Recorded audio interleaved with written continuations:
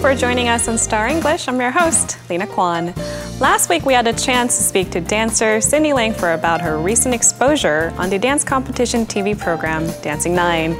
She told about the barriers that she had to face as a foreigner trying to make it here in Korea. Today we hope to get a closer look at what shaped this strong and zealous dancer.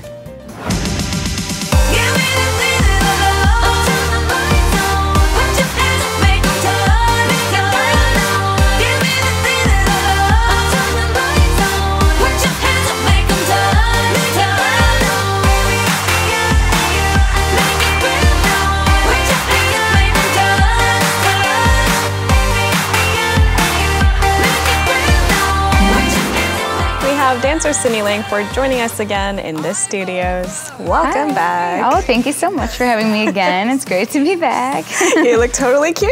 You too. I like your outfit. Thank you very much. It's nice to have you back. Last week we talked mostly about your career. Yeah. Thus far, you have more to go, but... Just beginning. Tiptoes, baby steps. Well, we definitely want to know more about how you got here as well, because I mean, we always hear that dancers need to start training early. Yes. And you briefly mentioned last week you've been dancing since you were wearing diapers. Yeah, I think since I was 2 or 2.5 or something like that. What was your first exposure to? Like, which genre was it? Tumbling, like, you know, tumbling? the little toddler, little kid classes where you roll on a mat and just, you know, sing fun songs and animal action. Oh, that's so animal cute. Action, so much fun. Like, that's my first memory of dancing. Wow. Great one. It's a great memory. That's a good one, yeah. Yeah. I'm surprised you can remember that far. I can't. Stage Show Dance Academy. It's right here.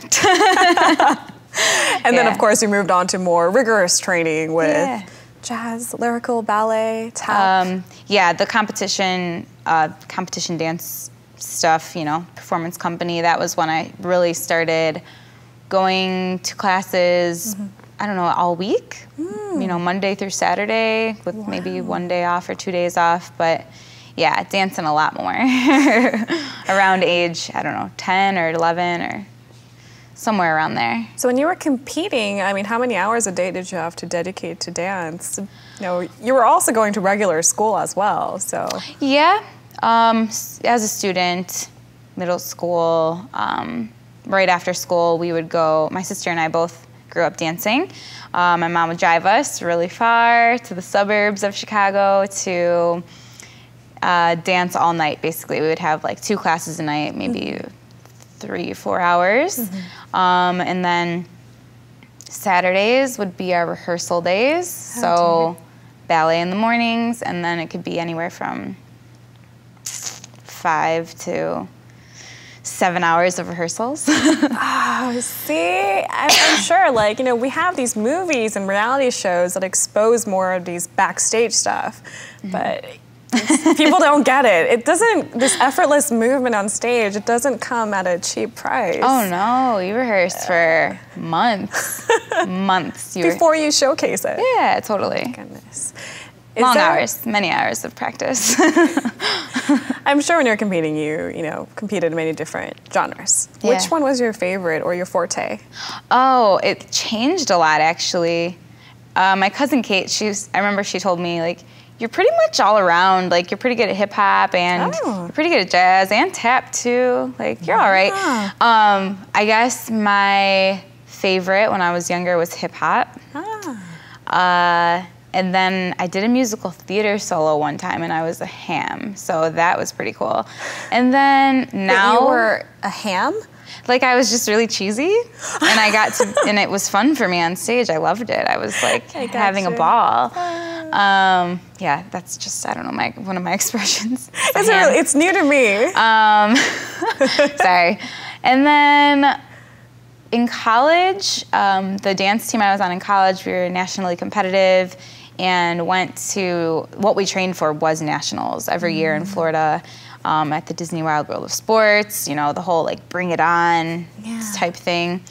And that was all jazz and hip hop, like really, you know, the college teams type stuff. And that was kind of what I wanted to do coming to Korea. I was trying to find jazz classes, couldn't find them.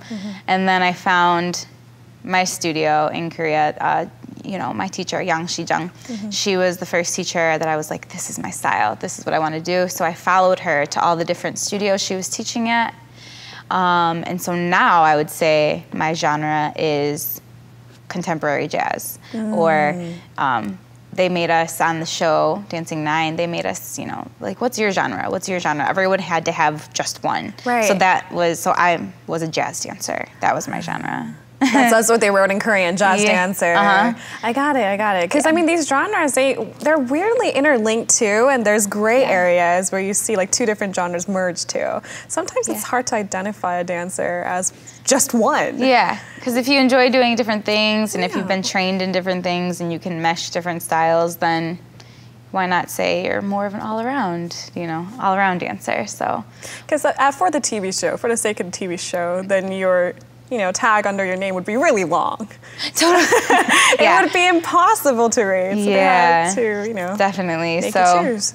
Sydney, the jazz dancer, that was my genre on the show. But yeah, back in the day, I was like a hip hopper. Hip hopper. I was a hip hopper. Yes, we can say that. For those of you guys who are wondering, we can say that, hip hopper. Yeah, why not? Yeah, it's fun. As far as your college dance team went, we picture more of kind of like, you know, cheerleading when we think college dance team as well, because we see them perform in like basketball gymnasiums as well. Yeah. So I see a little bit of both, but would you definitely identify more with pure jazz dancing? Yeah.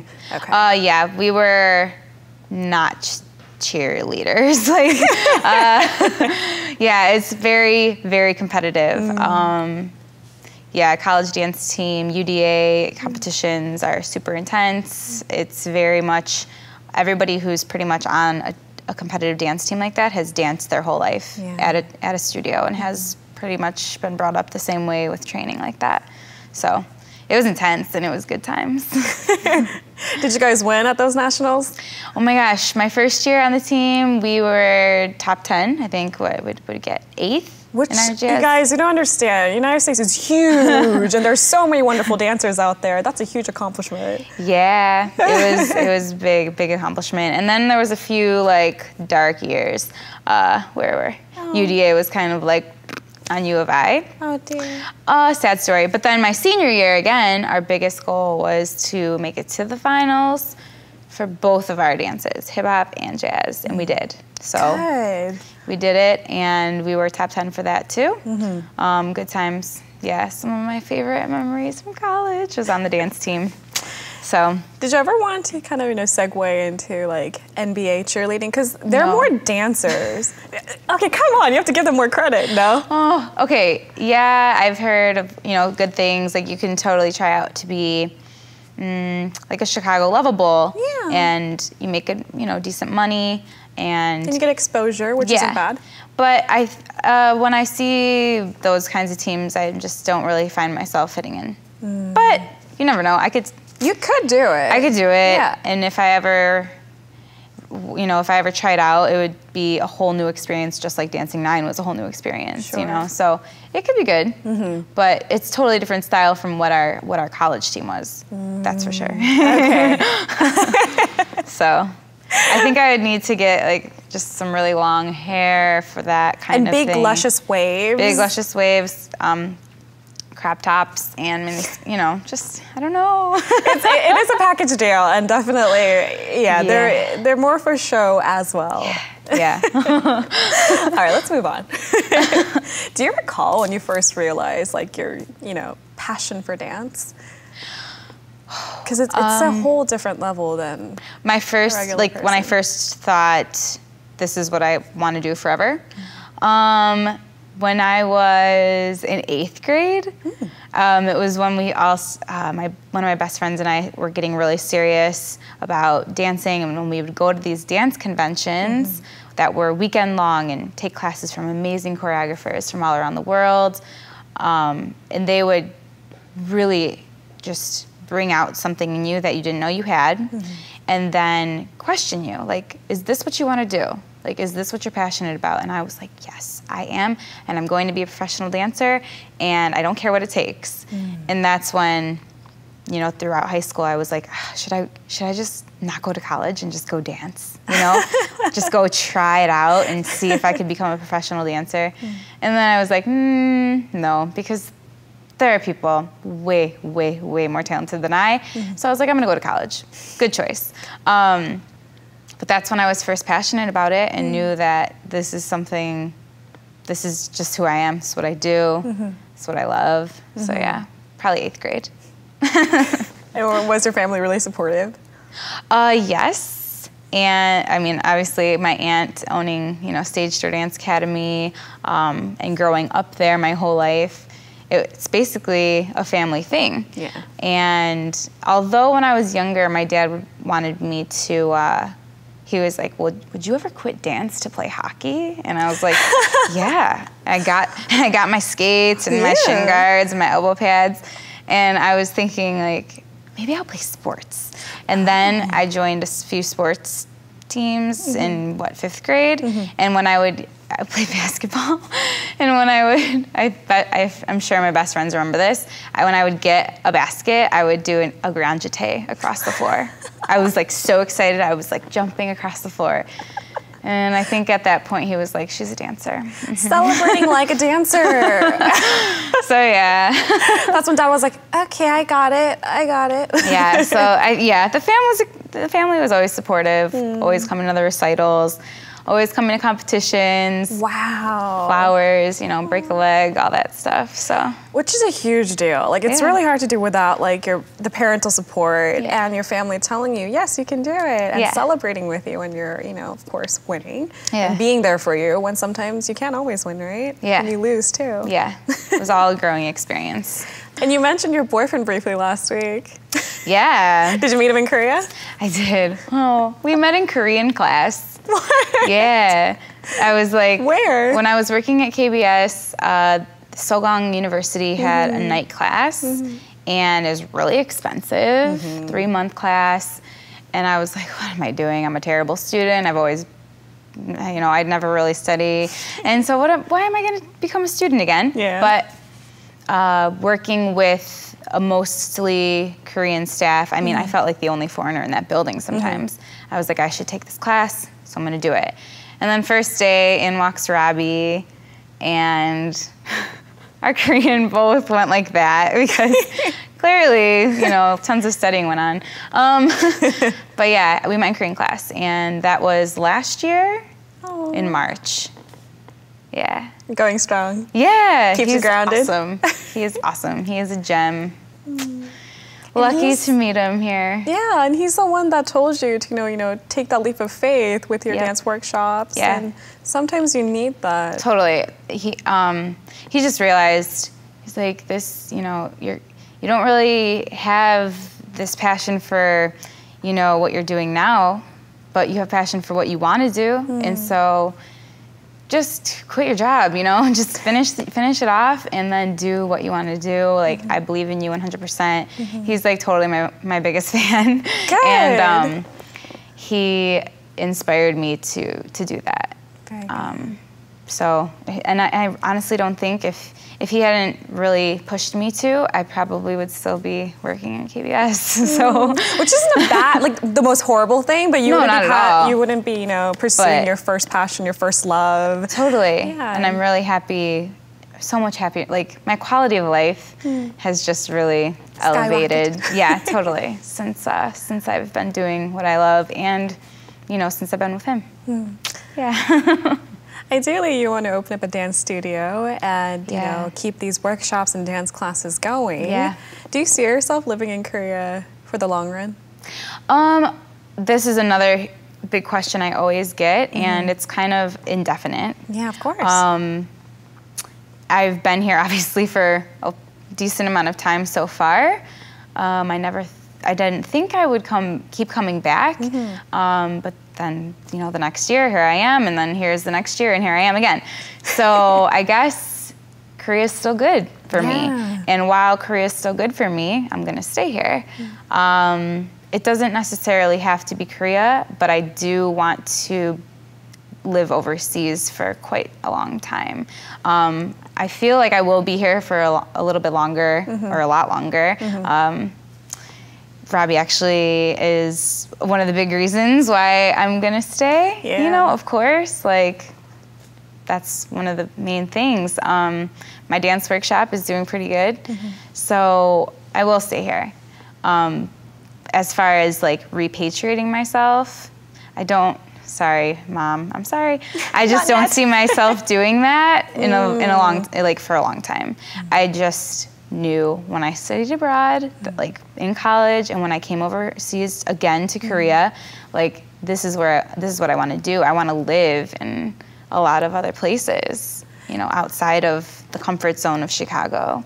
So, I must ask you though, why? Is there a particular reason why you're drawn to living abroad and experiencing these different cultures and putting yourself like pretty much in a very uncomfortable area? Yeah, it's more comfortable. It's more comfortable for me because I feel less stuck.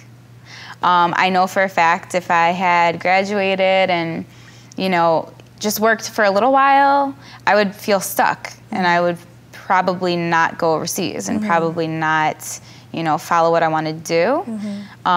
So I'm glad that after I graduated, I got out and I'm still, the travel bug, it's still very much there. And I just want to keep on traveling and keep experiencing new places and not just traveling there for a little bit, like actually living there.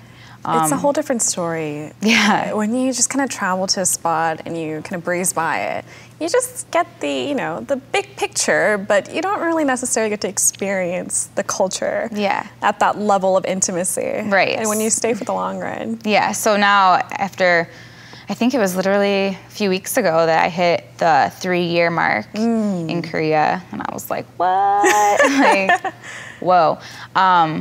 But I think I'm just gonna keep staying because it's still good. And I have a pretty, solid crew here. It's fun. It's still fun. A lot of people that have lived, a lot of expats that have lived here for, a decade or 8 years or 13 years are married to, citizens here. Do I see myself getting to that point? Like, I don't know. Maybe. It's totally, we don't know what the future holds. Who knows? But, you're indefinite. ready for it. Okay. Yeah. All right, we'll continue to talk about her dance career through pictures, because our next corner is entitled Star's Picture Story. We had access to Cindy's archive.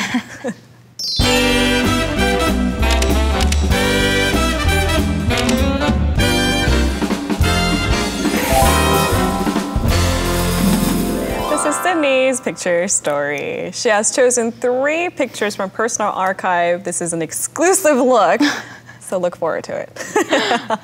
Should we go to the first picture? Oh, I guess so. What a man, what a man, what a man, what a mighty good man. Say it again now.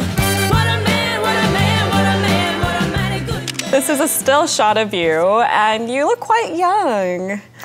I don't even know. Maybe I'm 11 or 12. Okay. Awkward stages for sure. You look adorable, though. Yeah. So this is I don't remember the dance name. Oh my gosh. Do you remember what type of dance it was? It was jazz. It was jazz. Oh my gosh, what was it called? My memory. It's a long time ago, guys. Yeah, that's a good pose. I look tall. You do. Illusion. It's an illusion. And the thing is, she is a little bit shorter than she seems on television. Definitely on TV, she looks so lean and tall, right? Let's just leave it at that. That's kind of awesome. Thanks for saying that. For real. So this was when you were competing when you were quite young, right? Yeah, this was a recital dance or a competition dance when I first joined the performance company, I think. Or it was just our recital dance. Okay. And then after the recital, we'd have, our pictures taken, professional photos in all of our costumes. And I chose this one, I guess. Why is this picture dear to you? I mean, all pictures are dear to us, but why this one? It's just like, I remember going to these photo shoots for all of our, we bring all of our costumes, and we've already finished the dance season, but you want to, keep the memory of wearing it, and then we keep the costumes too. Like I still have costumes from when I was a baby. You must have a lot of costumes in your closet. You have no idea. My mom's like, get it out of the crawl space. But going through them is awesome. It's like so much fun. I'm totally keeping some of them for, you know, the future, just because maybe I'll need them in the future. And that's that part of the dance things that we would do. My sister and I, we would take our pictures and get the photos printed and put them up in our house. And yeah, I actually had my sister send me that picture for my backstory on Dancing 9 too. But I think this is the first time it's been on air, so yeah. Look at that, guys. I told you it's an exclusive look. Oh, man. Man, so okay, a lot of good memories when it comes to dance. And because you mentioned your sister, I think we should mention the next picture as well.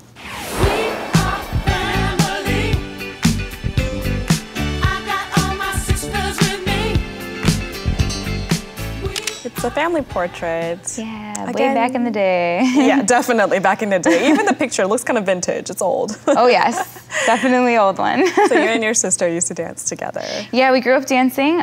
She's 4 years younger than me, so you know, when she was old enough, she started dancing and danced all the way through. How old is she now? 21. I mean, I think she still dances. Takes some classes here and there, but yeah, we grew up dancing together. My cousins too. Like, yeah.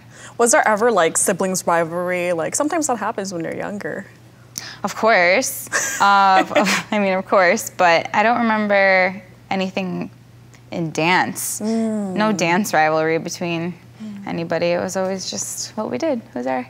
That's awesome. It's something that you guys have in common, right? Yeah. And something you're passionate together, right? Yeah, for sure. In the picture we see your mom and dad. Yeah. Yeah, this is an old one. Like I said before, like the family, my whole family would always come to our recitals and always have flowers, and you know, was really supportive throughout our entire, you know, dance careers, I guess you'd say. My family's still really proud. My dad passed away though when I was about 12. When I was 12, and my sister was 8. And like I said, he always wanted me to play sports, but then, you know, when I was like a little bit older, he was like, yeah, you're a dancer, and totally supported that. And it was a really rough time when that happened, you know? Rough time for the family and rough time for me, especially. It definitely affected, you know, my growth process, you know, just growing up. But my mom did a great job, you know, she's awesome. And there was so many rough patches, but I think Andy and I, my sister Andy, I think she and I both turned out all right. So you turned out awesome. You're so much fun and well-rounded. Thank you, thank you. But yeah, so that picture, you know, that's just like the beginning. That's the beginning of everything. I think that might have been one of my first dance recitals, and here I am now, and I still, everything I do, whether it be, you know, traveling, moving overseas, working at a radio station, or following my dream, continuing to dance, like everything I do is because I want to make my mom happy. I want to make my family happy. You know, my dad. I hope that they're proud. You know. I know this may be a little bit cheesy, but it's kind of my go-to when it comes to this point. Do you want to do a little shout out to your mom or your dad? Totally. Yeah, totally. Oh, I had to do this before too. Hi fam, like thank you for everything, for always being there for me, even though I live halfway around the world. I love you, and you're the best, and you're my heart. Oh, brava. All right, on that very good note, let's move on to our last picture.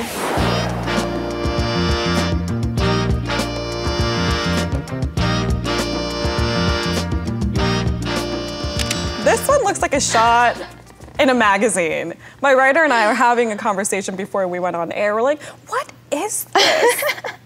You're surrounded by a herd of sheep. That doesn't happen every day. Yeah, so this was this was the beginning of my time on Dancing 9, I guess. After the second round, the open audition, what happened? I got a call and they said that the director wanted me to be in the opening credits, or they wanted me to shoot something for the opening credits because they were going to have a montage of dancers, you know, all the different styles together for the opening of the show. And they were like, we want to shoot you in Pyeongchang. And I was like, okay, sure. That sounds cool. That's where the Olympics are going to be held pretty soon. And sweet, let's go. So we got there and she said, oh, there's going to be like a lot of ships there. And Ships? yeah, so I thought I was going to be on a boat. In Pyeongchang? But she said, I had misheard her and she said sheep. And I was like, oh my God, we're on a sheep farm. This is hilarious. Like, oh my gosh, the scenery was gorgeous. And I was like taking videos. Yeah. Like, it was so cool. But yeah, they were like, dance with the sheep. And I was like, all right. Like, I'm sorry, that's a little funny. Yeah, so I was just like, here we go. Dance with the sheep. Yeah, and there Not dancing with the wolves, dancing with the sheep. Oh my gosh, everybody said that, right? Dancing I'm with sorry, sheep. I'm a cliche. No, that's really funny though. It was a really cool experience because after it all said and done, I was there for the whole day.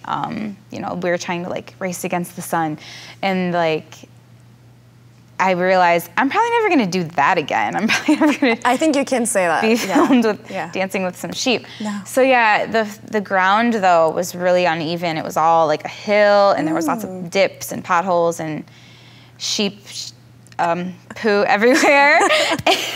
They gotta go and they gotta go. You're in their territory. Yeah, so it comes I with was it. so in their territory, and they did not like it. They were scared of me because they would hurt them. They would be like, okay, come around, and then, okay, go and dance. And then they would run away because I was jumping and like leaping or trying to jump in these, you know, in the grass and dancing around them, and they were horrified. They were like, what is going on? Who is this girl? Why is she dancing all up in our grass? Like, it was really cool though. It definitely makes a story, and it's a beautiful picture, I must say. Thanks. When are you going to do that again? Yeah, probably never. I mean, it was a once-in-a-lifetime thing for sure, and I don't really mind it being a once-in-a-lifetime thing. Is that like the oddest place you've ever danced, though? Yeah, for sure. That and like Hongdae clubs, I guess. Well, that's still like flat surface, and there's stages there, you know? Odd places though. Okay. No, yeah, definitely the most interesting place I've ever danced. And it wasn't there was no choreography. They were like, just freestyle, just do like this style, do some hip hop, do some turns. Can you turn in this grass? I was like, no. Do you want me to roll my ankle before the show starts? Seriously? Like, no. So it was interesting to say the least, but fun. You know, I always wanted to know, this is just a little bit of behind the scenes stuff, but do the people who produced our Dancing 9 series, do they know a little bit about dance, or are they just kind of like coming into it with this like general mind? I'm not really sure. I think, I believe it was a new thing for a lot of people. Okay. I just talking with some of the staff that were always there, they work so hard, they work around the clock. This was a new thing for them, and they got to really enjoy it. Yeah. They would always say, oh, thank you for sharing your beautiful dancing with us, and, you know, good job, and just always watching the competition and watching the different performances. And so if they didn't know anything about dance before, they definitely know something about it now. Now they know. And if they have to do it all over again, they'll, you know, go in a little bit with more knowledge. Yeah, totally. So behind the scenes was very supportive then. I mean, on TV, of course, we see a little bit of drama. We see fierce competition because that just makes good TV. Yeah. But I mean, behind the scenes, there was a lot of support too. Yeah, they're always there. We always had people, you know, telling us where to go or what to do, getting us all together, you know, giving us lunch, giving us dinner. I had some special, I guess, you know, special friends because they were the ones who spoke English. So they would, you know, help me out and help the other foreigners who were in, you know, level 4, level 5, level 6, with translating everything, Yeah. the whole experience, translating everything that was going on. Right. So yeah, there was definitely a lot of support for all the Good. dancers. Yeah. You need that. It's such an ironic environment because Yeah, like, reality TV, man, it's Yeah. a whole, it's a whole new world, whole different ball game. I had no idea what I was getting myself into. now you know. Yeah, yeah, for sure. Would you do it all over again though? That's hard to say. It's hard to say at this point. Oh, it's hard to say at this point. Maybe. Maybe. Who Maybe. knows? We'll just leave it at that. All right, Maybe guys. if the opportunity arises. Okay. I want to talk a little bit about your personal favorites. I'm sure a lot of our viewers are interested in that too. Okay. When it comes to dance-related movies, were you able to like relate to maybe a couple of those stories, or did you identify yourself with any of the characters, or just your favorite? My favorite dance movie, Chicago. Chicago. It is awesome. It's such a good movie. Yeah. The dancing in it, unbelievable. You know, it's a Broadway show. It's amazing. Robbie thinks my favorite dance show or dance movie is Step Up. And I'm like, no, it's not. I mean, yes, there's amazing dancing in it, but just because I watched it on the plane to Korea doesn't mean it's my favorite dance movie. Yeah, so I'd say Chicago is my favorite dance movie. And Center Stage. Oh, How many that's times? such a good one. Just because I've seen it so many times, and it doesn't even matter that the acting is awful. Oh, it's pretty awful. It's pretty good. Dancing's good, Pretty good. so I guess that makes it okay. Yeah, definitely. And actually, those are some great recommendations because, I mean, these are actually classics now. Totally. I would call them classics. Watch them. Definitely watch them. Do you ever identify with the dancers in the movie, though? I guess I ask you this because personally, when I watched Black Swan, it hit way too close to home. It was like, Really? It was almost nerve-wracking, and maybe that's because my ballet experience was a little different. Yeah. There were- You were a ballet dancer for a while? For a while, and there were some dark points of Yeah. that story too, so I can Well, definitely identify. Yes, being a professional ballet dancer, I would even say that's a whole nother world from being a professional dancer It is different. in the, you know, the jazz, the backup dancer, the, you know, LA versus New York, Broadway versus, you know, the music videos and just stuff like that. Yeah. So I know what you mean. And that movie as well. People say sometimes I kind of look like Mila Kunis. You do. So when I watched that, I was Yeah. like, I identify with her for sure. Yeah. For sure. She's the fun one. I identify with Nina. That's her character name. Oh my goodness. Natalie Portman. Ugh. Because she was having like The destructive one. some issues in that movie. Yeah. A mental breakdown. Yeah. Well, I guess thinking about identifying with characters, I don't know. I can't really think of anything at the moment. That could be a really good thing, actually. Well, now that I said Center Stage, you know how she's always working. She's always like working on her turnout, and she doesn't ever think she's good enough. I identify with that. Really? Definitely. Do you think sure. a lot of dancers are guilty of that? Like, you know, thinking that there's always course. more to accomplish Of than what I course. have accomplished. Yes, of course. I think because there's always someone better than you. There's always going to be someone better than you. There's always someone that you should strive to, you know, to be like, or to just, I don't know, to be yourself, to make your own way, but to also just watch what's unfolding before you in the dance world and try to emulate and try to just kind of grow along with it. Yeah. So. It's interesting how that works because Yeah. eventually you have to create your own unique style, like you said. Yeah. But when it comes to technique, you do have to copy those who are more accomplished than you are, perhaps more ahead of you. For sure. Yes. Did you have a role model when you were growing up?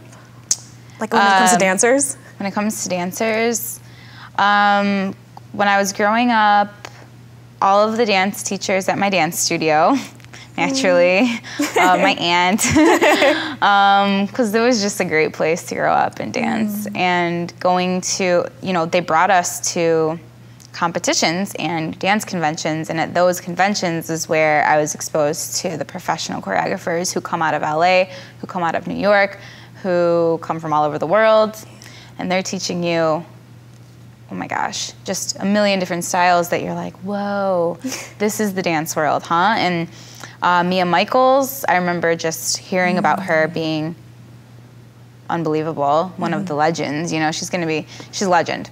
And taking class from her, I was like, I get it. Like, I totally see why. So I really looked up to her. She's one of the most amazing choreographers I've ever seen. And now a lot of the Dancing with the Stars and So You Think You Can Dance, that is making me look up to so many more people, so many more people.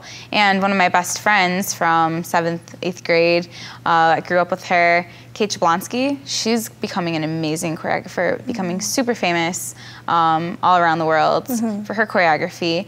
And it's like, those are the kinds of people that I strive to be like and try to give as good of class, you know, they give amazing classes and leave their students with a great feeling afterwards. That's what I want to do. So when my students keep coming back and when they keep saying, oh, thank you so much, like, this was great, like, I loved this dance and everything, that's, oh my gosh, it's like the most rewarding thing.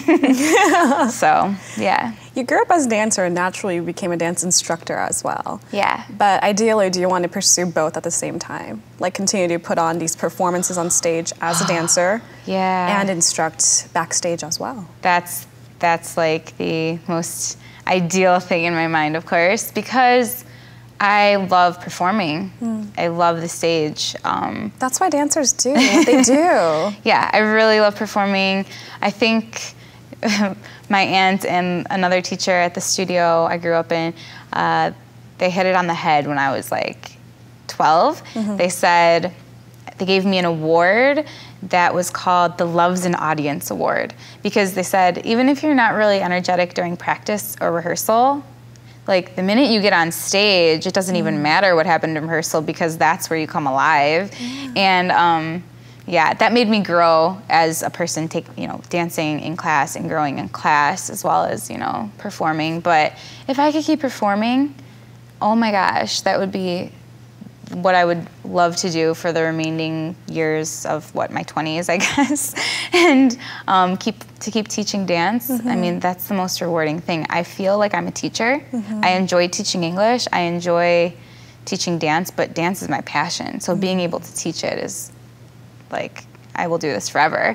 But yeah, I've been looking for other performances in Korea because being able to perform on a stage such as Dancing 9, that's like a once-in-a-lifetime thing for me, I think. But I've been looking for other performances to audition for or companies to try out for because I would really like to continue performing. It is a very tough industry. It is a cutthroat industry, and there are so many wonderful dancers, like you said. Yeah. But I hope to see you going strong as a dancer and a dance instructor, because I think you shine in both. Thank you so much. All right. Any last words you'd like to share with some of our viewers? You have just a couple of minutes.